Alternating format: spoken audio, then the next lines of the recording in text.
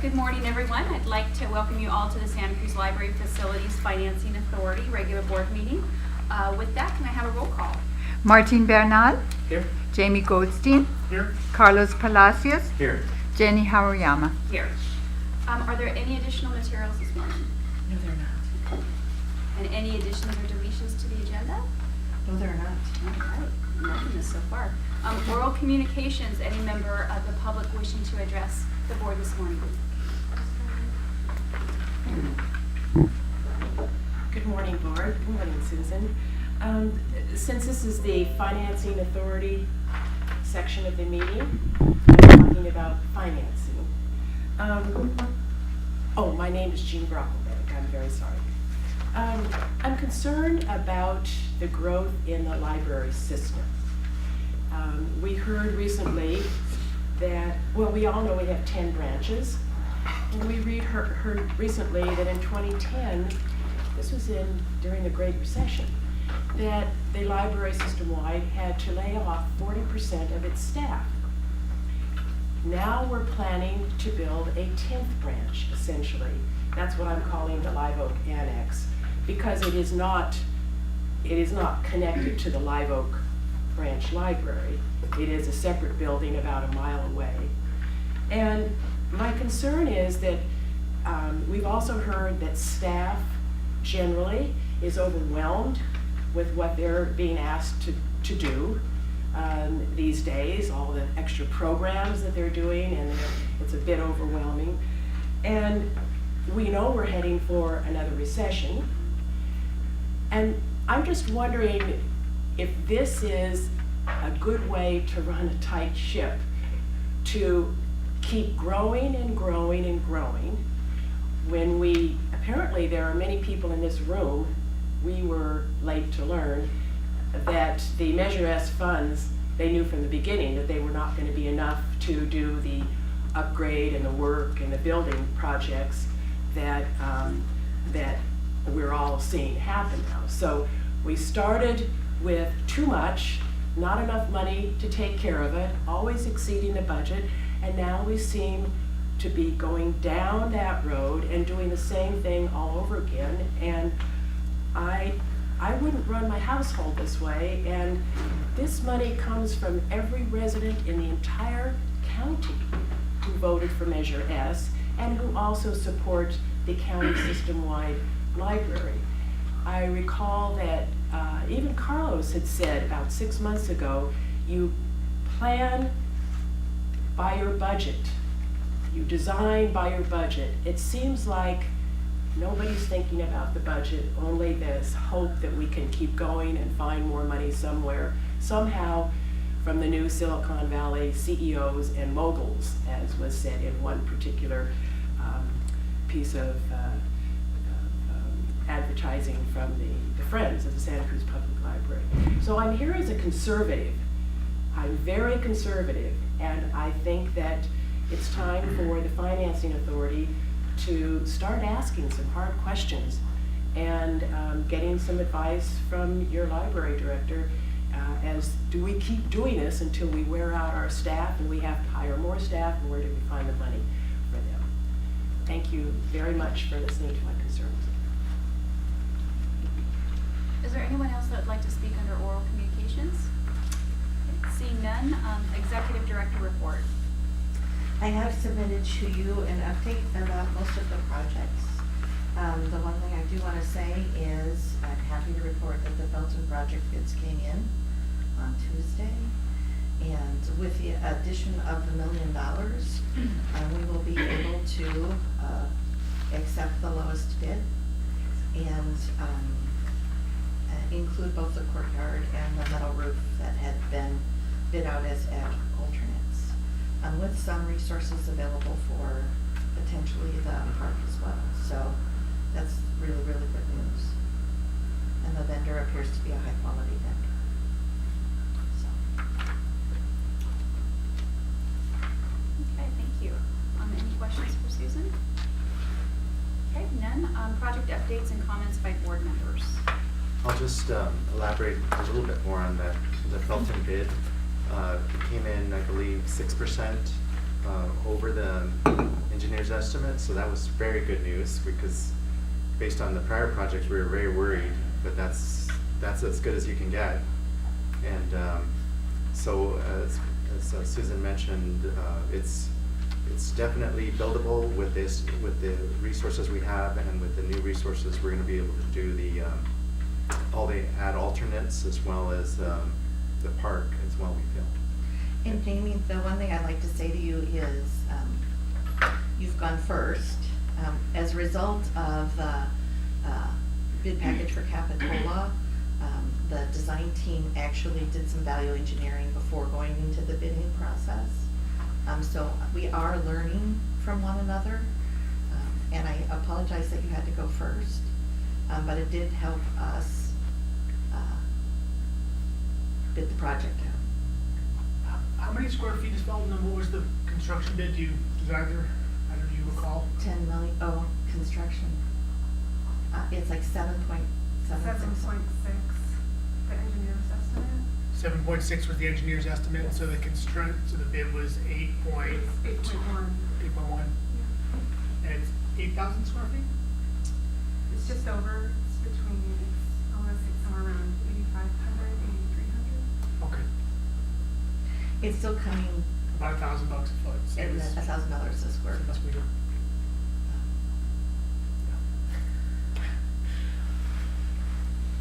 So shockingly.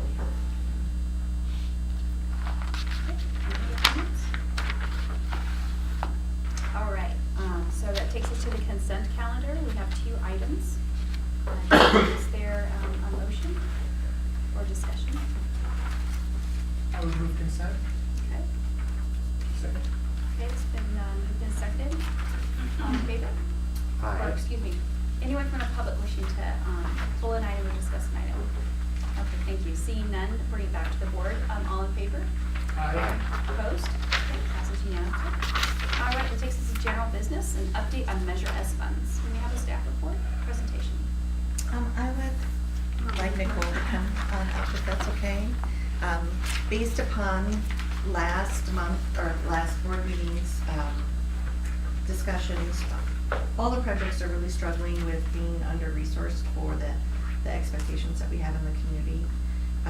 So Nicole did some significant digging over the past 2 months to look at the Measure S funds and see if there's any flexibility within the funds themselves. And I think she has found some. Right, so as you recall, in June, this board talked about forming a ad hoc subcommittee to look at Measure S and if there were additional funds. We had a feeling that Measure S was going to generate additional tax revenues. We had a good sense of that initially. As you might recall, the initial tax levy when we went to voters was about $4.15 million. Subsequent to the measure passing and doing some auditing work by our tax administrator, the levy increased to about $4.4 million. So annually, that's generating about $250,000 extra in ongoing revenue.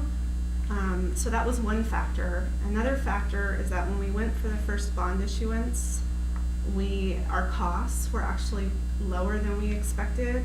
For one, we were able to eliminate a cash funding of a reserve requirement, which initially we thought we were going to have. And then the buyer of the bonds priced them lower, and we ended up buying a bond premium of $1.2 million, which actually doesn't count against our limit. So we're able to use that on projects. So between not having a reserve and pricing them lower, it increases our bond capacity. So what that means is that initially we thought there would be maybe additional $10 million more. We think there's probably about $15 million more between the ongoing annual tax revenues and the bond capacity to distribute to members. So what we've talked about conceptually is to increase the all members' allocations based on the additional funds. So everyone's would go up by 25%. Distributing this additional funding requires an amendment to the LFFA agreement, so we would have to generate that amendment and then take them to each of the cities and the Board of Supervisors for approval to raise the allocations and distribute those funds. So with that, if we wanted to proceed in that direction, we would draft the amendment, bring that back to this board, and then ask this board to refer it out to the cities and the county for approval. And that could likely take place sometime in the fall, hopefully, September, October, depending on how the timing of it all works out. This probably would result in an additional meeting, end of August, early September, where we would come to you prepared with both the paper documentation of the financial analysis, the cash flows, and then the proposed amendment to the LFFA. So that wasn't clear, with respect to the allocation, you said it would just be a 25% increase? So the idea was with the additional money to just raise everyone up, so that the percentages remain the same, it would stick to the existing distribution. Okay. So everyone would grow by 25%. So yours, Capitola, Scotts Valley County, it would all raise proportionately. And I think there's a timeliness issue here, both on the Capitola project, but a lot of the projects are kind of in limbo right now. So it seemed that it would be very difficult to reconsider the formula itself. So I want to kind of reiterate the point about the timeliness for Capitola. It was in the director's report, but if you didn't get a chance to see the director's report, the situation in Capitola is that we received a bid in end of May, I believe it was, and it was about 25% over the engineer's estimate. So we had intended to award the contract in June. We deferred that and instead engaged in a value engineering process to try to reduce the project cost within the scope of what we'd already bid. We were able to do that, taking approximately 10% off the project, but we weren't able to bridge the full 25% cost increase. So based on the work that I did with Nicole, with Carlos's help, we're looking at the available Measure S funds and went to City Council last week, and we were faced with a choice in Capitola of either awarding a bid to the low bidder or effectively rejecting that bid set and either redesigning or rebidding the project. In other words, you can't take bids in and indefinitely hold them and not take action, and we were up against the deadline to take action. And we looked at, we gave the council different options of either redesigning and rebidding the project or proceeding at this point with this bid under the value engineering assumptions, in addition, under the assumption that there was additional Measure S revenue. And based on all the factors involved, and frankly, the known sort of cost escalation that would be incurred with rebidding, redesigning the project, the council said, let's move forward now with this bid, and let's count on this additional Measure S revenue. So from Capitola's perspective, we're now working with a contractor, and it's really very time sensitive for us to try to move this JPA amendment forward. And I fully support staff's recommendation to take a relatively simple JPA amendment through the various city councils and the board of supervisors in this fall. And I would hope that maybe we could get together the last week in August to consider that actual language of the JPA amendment as a board and have a quick meeting to recommend that to our city councils and board of supervisors. I would also just, as a point of clarification, say the algorithm allocates to jurisdictions, but not within jurisdictions. So that would still be up to the county and the city to determine which project. And I would just add that if we do come back at the end of August, having the cash flow and the bond expenditure plan might take a little bit more time, because I need to work with each of the cities. I mean, for Capitola, I know what they need when, but for Scotts Valley and Santa Cruz and even our county projects, I would need to kind of work on the timing of when you need your funds. And so with the end of August, with agenda deadlines, that might not leave enough time. So we could do the amendment separate from the cash flow, or we could do them both together. It's up to you, but doing them both together, I would say sometime in early September at the earliest.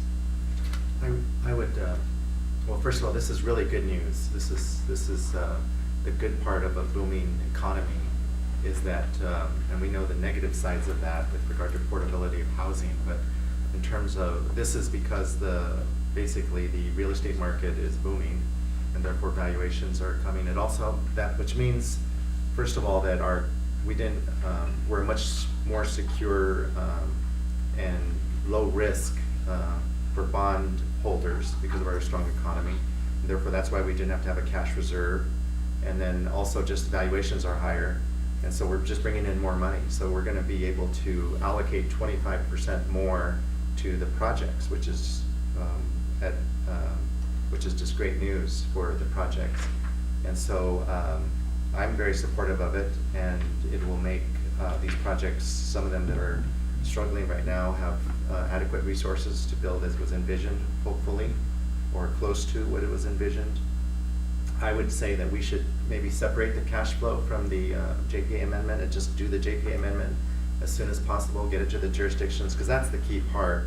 The cash flow is just more of a mechanical thing that we can do later. But the key part is getting the amendment in, all the jurisdictions to buy in, so that we can, with certainty, they could, especially Capitola's under a lot of pressure to issue that bid. But it will help all of us in terms of the design and bidding of all the other projects as well. So anyway, it's very good news, and thank you for your work on this, Nicole. I really appreciate that you worked with staff to figure this, with our bond counsel and financial advisor to figure this out.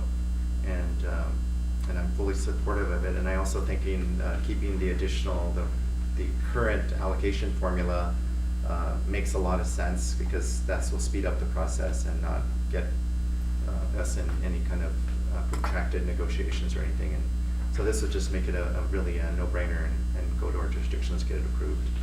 So I would support staff coming back with that and setting a special meeting at the earliest possible date, hopefully by next week or two. So I would reiterate that. I mean, I think the notion that the mechanics of the timing of how the funding is available in the bond issuance schedule, I think, is really something that we can kind of work on through the fall, winter. And really the JPA amendment is kind of the critical path. It might make sense to just make sure from the FA standpoint that there is a path forward. We don't have to have nailed down all the details on it specifically, but I know that I've seen a few analysis that Suzanne has done, but something kind of more global that just says, look, based on the timing and the exact needs of the jurisdictions, the funding can be available within the next 3 years. At least 80%, 90% of the funding can be available within the next 3 years. Just something that kind of lays out the parameters, because I imagine some of you, I know Santa Cruz specifically, may have questions about that.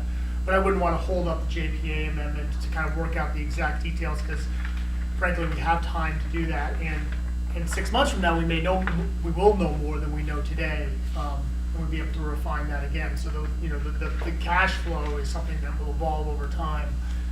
It isn't something I think we would fix right now, because conditions will change as project bids come in, as projects move forward or don't move forward.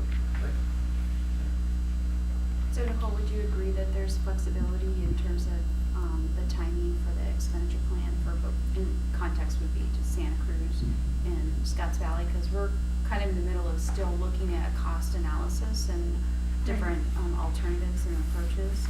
Yeah, there is some flexibility in talking with our financial advisor. She does feel that she can adjust the cash flow to accommodate everyone's needs, to get your financing when you need it. The only catch is that we wanted to issue all 3 series, if we're going to do 3 series of bonds within the first 5 years and maybe 6 years of when we started to collect the tax, because we have to pay it back, right? So we need to have enough time on the back end to make sure we're paying back all of the bonds. So we wanted to have the last issuance in 2020, 2021. So we're talking about issuing the 2nd series next June. So the final series, the 3rd series, ideally would be 2 years after that, in June of 2021. And if that would work for you all, depending on where your projects are at, all we need to figure out is how much, you need when, but I think that we can fully fund all of the members within the next 5 or 6 years. Well, by 2021, 2022. I think that's reasonable. Well, I think that's an important note, is that there's a point of diminishing returns. So there's kind of a deadline. If we don't issue the bonds by a certain date, it'll Right. start, your actual budget will start shrinking. That's the key. Because you're getting towards the back end of how many years the bond can be issued. And then, of course, the longer you wait to build, the higher the cost is. Right. Cost of construction as well, So yeah. there's, So we can't delay there's obviously pressure there. Yeah. it. Right. So do we want to try to set a date for a special meeting? Is that something we can do now? I would just have staff work with this and Okay. do it. I mean, we only need 72 hours, right? So, Right, it's just proposed. yeah, so we should just get it as soon as possible. Okay. Yeah, I'd reiterate that. Do you need All right. any other, unless there's any other questions, are there any members of the public that would like to speak on this item? Seeing none, is there any other direction that you need from the board other than that we're going to have you look at it, setting a meeting? Okay, great, well, thank you very much. Okay, that was the last item under general business, and so the next upcoming meeting is October 4th in Scotts Valley. And so that adjourns this portion of the meeting. Special meeting before. Yes.